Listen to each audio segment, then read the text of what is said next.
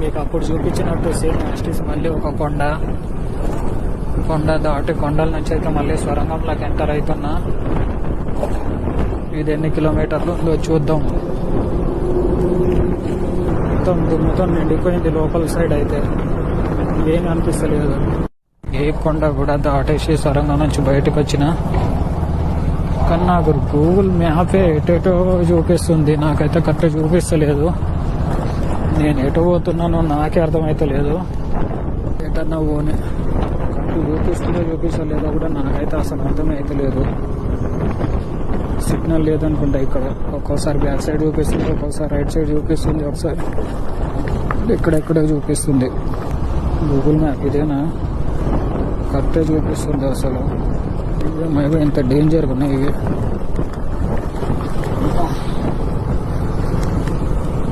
పైగా దుమ్ము ఒకటి, దీనిలో ఒకటైతే పోదాం.